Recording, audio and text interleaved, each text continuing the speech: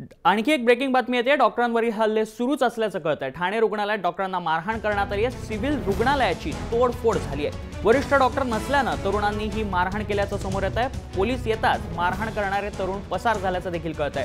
त्यामुळे डॉक्टरांचा पुन्हा काम बंद करण्याचा आंदोलनाचा इशारा आता त्यामुळे उपस्थित झालाय। अधिक माहिती देतो आपला प्रतिनिधी निकेश शार्दूल। निकेश, काय अपडेट्स आहेत तुझ्याकडे? एका मारहाणी प्रकरणातून एक युवक जो आहे जखमी होऊन सिव्हिल रुग्णालयात उपचारासाठी आला होता आणि त्याच वेळेला उपचारादरम्यान तो वरिष्ठ डॉक्टर उपस्थित नव्हते। त्यावेळेला शिकाऊ डॉक्टर जे असतात ते डॉक्टर जे आहेत त्याच्यावरती उपचार करत होते। मात्र उपचाराला दिरंगी होत असतानाचा जो त्यांच्या मनामध्ये होता, रुग्णांसोबत असणारे जे नातेवाईक होती त्या नातेवाईकांनी जे आहे सिव्हिल रुग्णालयाची जी आहे मोठ्या प्रमाणात तोडफोड केली आणि तिथले जे शिकाऊ डॉक्टर आहेत त्यांना मोठ्या प्रमाणात मारहाण केली। ज्या वेळेला पोलिसांपर्यंत ही माहिती पोहोचतात, पोलीस घटनास्थळी पोहोचण्याच्या अगोदरच जे तरुण जे होते ते इथून मारहाण निकेश, मी तुला थोडंसं थांबवतोय। आपल्यासोबत आता राष्ट्रवादीचे आमदार जितेंद्र आव्हाड आहेत। जितेंद्र आव्हाडजी, आपली प्रतिक्रिया, डॉक्टरांवरती पुन्हा हल्ला झालाय आणि ठाण्यात झालेला आहे, तो काय सांगाल? हॅलो, हा आव्हाडजी, सिव्हिल रुग्णालयात तोडफोड करण्याचा प्रकार घडलाय।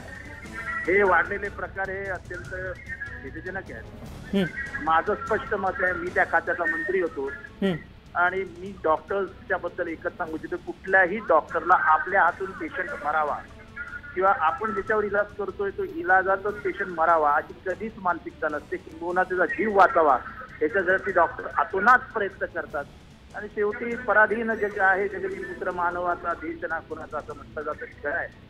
त्या डॉक्टरना मारहाण करून त्याचं मनोबल खच्चीकरण करण्याचं काम सध्या महाराष्ट्रात सुरू आहे। मी सगळ्यांनाच आवाहन करीन की हे असले प्रकार करू नका। शेवटी ते सुद्धा माणसं आहेत आणि माणूस हा जीवाला घाबरतो। उद्या त्यांनी जो उपचार करणंच बंद करून टाकलं तर काय परिस्थिती उद्भवेल याचाही समाजाने विचार करावा।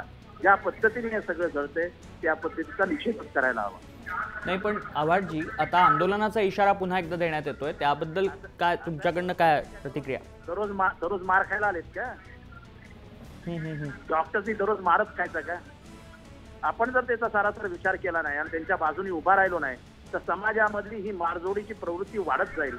आणि कालांतराने एवढे अभ्यास करून एवढा 12-12 तास मेहनत करून आई वडील आपल्या घामाचा पैसा त्यांच्या शिक्षणाच्या मागे उभा करतात, ते जर सगळं उद्ध्वस्त होणार असेल त्याला आपला आता त्या धुळ्याच्या पोराचा डोळा गेला, त्याचे आई वडील बिचारे मेहनत करून त्याला मोठा अतिशय गरीब खानदारातला पोरगा, काय त्याच्या आई वडिलांनी विचार केला असेल की आमच्या डॉक्टर पोरगाचा डोळा गेला का? तर त्या नागरिकांनी पकडून मारला त्याला,